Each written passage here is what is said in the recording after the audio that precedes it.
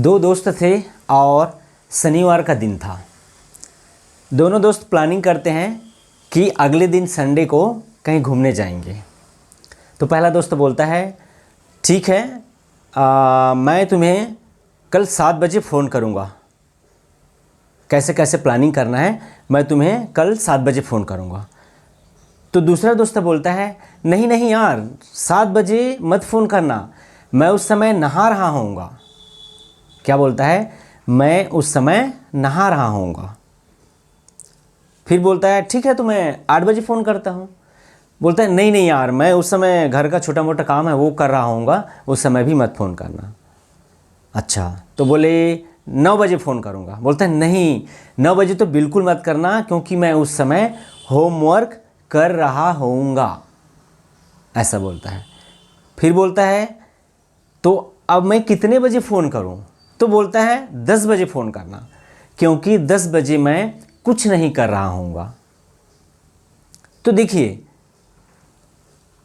आने वाले समय में एक काम जारी रहेगा या वो काम चल रहा होगा, वो उसको कैसे बताया जा रहा है कि जिस समय ये जाएगा या जिस समय ये फ़ोन करेगा तो उस समय वो काम चल रहा होगा। मतलब आने वाले समय में कोई काम है वो कंटिन्यू रहेगा, चलता रहेगा। तो इस प्रकार से हमको बताना होता है। तो हम बनाते हैं सेंटेंस फ्यूचर कंटिन्यूअस टेंस के द्वारा। नमस्कार दोस्तों, मैं हूं विजय सर और हमारे YouTube channel learn English with Vijay sir में आपका स्वागत है। और आज हम पढ़ेंगे future continuous tense. Future tense भी 4 प्रकार के होते हैं, उसमें दूसरा नंबर जो फ्यूचर कंटिन्यूअस टेंस है उसको आज हम लोग पढ़ेंगे। तो इसमें मुख्य चीज़ जो हमको याद रखना है या जो ध्यान में देने वाली बात है वो ये है कि आने वाले समय में, मतलब फ्यूचर में कोई भी काम हम कर रहे होंगे उसके बारे में हमको बताना है। तो देखिए, अगर टाइम और सेंस की टेक्निक लगाते हैं तो टाइम तो हमको पता ही है कि आने वाले समय की बात है। फ्यूचर टेंस हम यहाँ पे लिख रखे हैं, फ्यूचर टेंस की बात है। तो टाइम क्या हुआ? फ्यूचर हुआ, आने वाला समय हुआ। अ सेंस, ये जो हम बोल रहे हैं, जो बोला उसने कि मैं उस समय नहा रहा होऊंगा, तो देखिए नहा रहा होऊंगा, सेंस ये निकल रहा है कि ये जो काम है उस समय चल रहा होगा, कंटिन्यू होगा। तो इसलिए हम इसको डिनोट करते हैं कंटिन्यूअस से, सी डॉट डॉट डॉट से। मतलब काम कंप्लीट नहीं हुआ है, कंटिन्यू है, कंटिन्यूअस में है। तो देखिए, जब हम हिंदी सेंटेंस इसका बोलते हैं तो लगभग देखिए हिंदी वाक्य के अंत में कैसा आता है? हिंदी वाक्य के अंत में आता है रहा होगा, रही होगी, रहे होंगे, या अपने लिए बोलूं तो रहा होऊंगा। तो इस प्रकार हिंदी वाक्य के अंत में ये वर्ड्स, ये शब्द आपके आते हैं। अब इसका मेन याद क्या रखना है? आने वाले समय में काम चल रहा होगा। Running action in the future, future का रनिंग एक्शन जो होगा वो इस टेंस के अंदर में आएगा। स्ट्रक्चर देखते हैं किस प्रकार से हम इसमें सब्जेक्ट, ऑब्जेक्ट और अदर थिंग्स को कैसे अरेंज करते हैं। ये हो गया आपका पॉजिटिव का है, स्ट्रक्चर है। सबसे पहले लिखना है हमको सब्जेक्ट, फिर आएगा विल बी, उसके बाद आएगा वर्ब का फर्स्ट फॉर्म जो कि मूल रूप है, मेन जो वर्ब होता है उसमें लगाना है आईएनजी क्योंकि कंटिन्यूअस है, अब प्लस ऑब्जेक्ट। तो ये जो विल बी है, अब बात यहाँ पे ये है कि विल बी किसके किसके साथ लगेगा? तो विल बी जो है सभी सब्जेक्ट के साथ लगेगा, ये बात हमको ध्यान रखना है। जैसे बाकी टेंस में अलग अलग हुआ करते थे, was, were, is, am, are, तो इसमें ऐसा नहीं है। इसमें सभी सब्जेक्ट के साथ में विल बी का यूज होगा। देखिए एग्जांपल देखते हैं। मैं जा रहा होऊंगा, फ्यूचर की बात है। सब्जेक्ट क्या है? आई के बाद सीधा क्या लगना है? विल बी लगना है। फिर V1 आपका वर्ब क्या है? काम क्या हो रहा है? जाने का काम हो रहा है। तो ये हमने लिख दिया गो, और गो में क्या लगा दिए? ING, going. तो ये हो गया I will be going. Object नहीं है, अगर कहीं ऑब्जेक्ट रहता तो यहाँ पे छोड़ देते हम।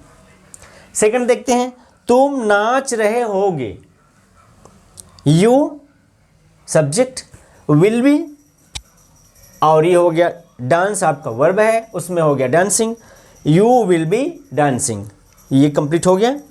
मेरी माँ खाना बना रही होगी, मेरी माँ माय मदर विल बी आ गया। अब ये हो गया cooking, my mother will be cooking. और देखिए कुछ और एग्जाम्पल के माध्यम से इसको समझते हैं। वे कल फुटबॉल खेल रहे होंगे, वे का इंग्लिश क्या होगा? दे। विल बी आएगा, हेल्पिंग वर्ब में क्या यूज होना है? Will be, they will be. अब यहां पे से हमको देखना है वर्ब क्या है। वे कल फुटबॉल खेल रहे होंगे, देखो खेलने का काम है तो यहां पे क्या आ जाएगा? प्ले आएगा, और जोड़ना है उसमें आईएनजी, तो ये हो जाएगा आपका playing, they will be playing. अब प्लेइंग हो गया, क्या खेल रहे होंगे? Football, they will be playing football. और कुछ बचा है कल, आने वाला जो कल है उसके लिए बोल रहे हैं, तो ये हो गया आपका tomorrow, TOMORROW। They will be playing football tomorrow. तुम आज रात किताब पढ़ रहे होगे, देखिए बात तो आज बोल रहे हैं लेकिन अभी दिन है, तो आज रात मतलब रात आने वाली है, तो वो फ्यूचर ही हुआ। तो भले ही हम आज बोल रहे हैं, तो आज बोलने से ऐसा कंफ्यूजन नहीं होना है, क्योंकि आज रात बोल रहे हैं, अभी दिन है, तो आज रात मतलब वो क्या हो गया? आने वाला समय, वो आया नहीं है, तो वो हो जाएगा आपका फ्यूचर में। तो सबसे पहले आप लिख लीजिए, सब्जेक्ट लिख लीजिए you, and after that you have to add will be आएगा यहाँ पे, यू विल बी। अब यहां से आप वर्ब देखिए, काम क्या हो रहा है? किताब पढ़ रहे होगे, पढ़ना, तो यू विल बी रीडिंग।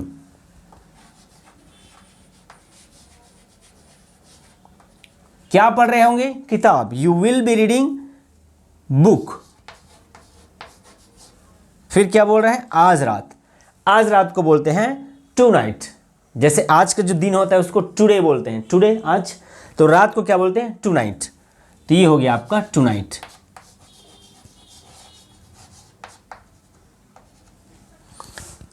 तुम आज रात किताब पढ़ रहे होगे, you will be reading book tonight. Clear? Next देखते हैं, चेतन रात को गिटार बजा रहा होगा, चेतन।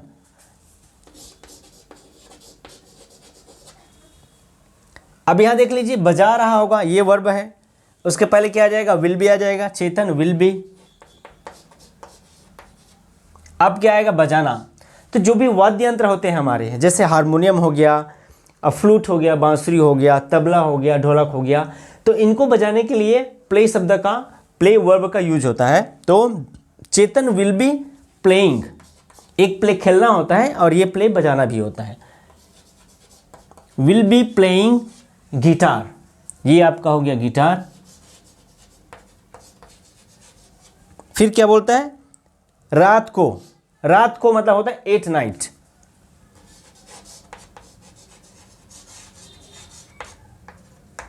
तो क्या हो गया कंप्लीट?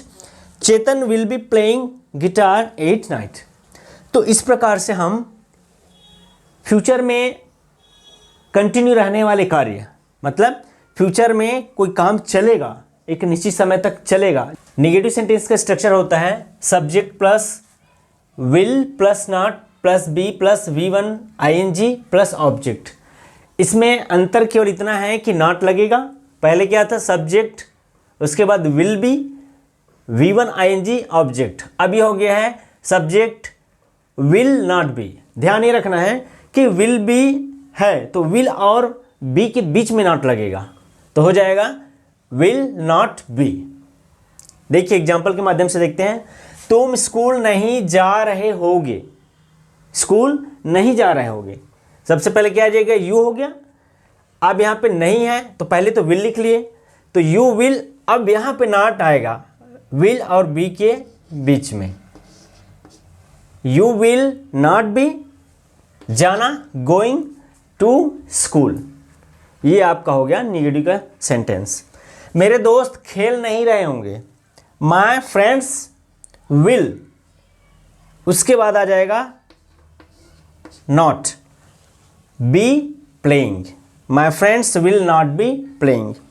शिक्षक कल पढ़ा नहीं रहे होंगे, teachers will not be teaching tomorrow, कल की बात है, आने वाले कल की, तो teachers will not be teaching tomorrow. वे अपने घर की सजावट नहीं कर रहे होंगे, they will not be decorating, decorate मतलब सजावट करना, they will not be decorating their house, वे अपने घर की सजावट नहीं कर रहे होंगे। अब देखिए कुछ रैंडम बेसिस पे और एग्जांपल देखते हैं। वह खेत में काम कर रहा होगा, ही कर रहा होगा पॉजिटिव में है, ही विल बी काम करना working, he will be working खेत में, in the field, in the field.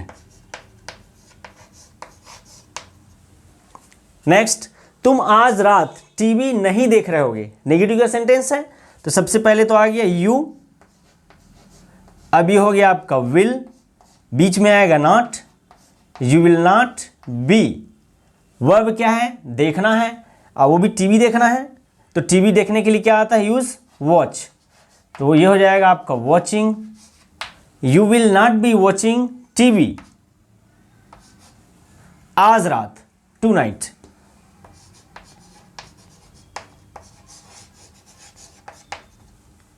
देखिए अगला, रोहन अपना होमवर्क कर रहा होगा, पॉजिटिव में है, तो ये आ गया आपका रोहन विल बी, होमवर्क कर रहा होगा, तो करना के लिए यहां पे होता है डू, तो विल बी डूइंग, क्या डूइंग, अपना homework, his homework.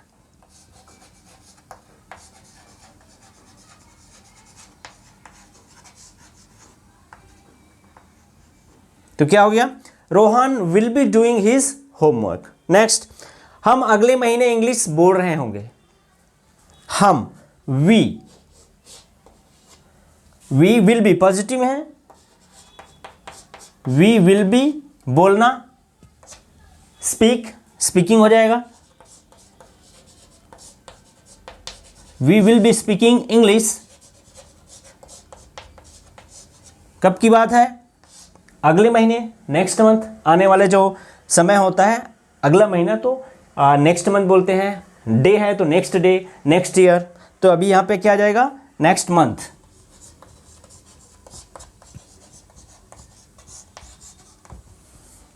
We will be speaking English next month. तो आशा है कि आप लोगों को यह टेंस बिल्कुल अच्छे तरीके से समझ में आ गया होगा। अगर किसी भी प्रकार की दिक्कत हो तो हमें कमेंट सेक्शन में ज़रूर बताएं, और अगर आप चैनल पर नए हैं तो चैनल को सब्सक्राइब करें और वीडियो को लाइक करें और अपने नियर एंड डियर को भी शेयर करें। Thank you.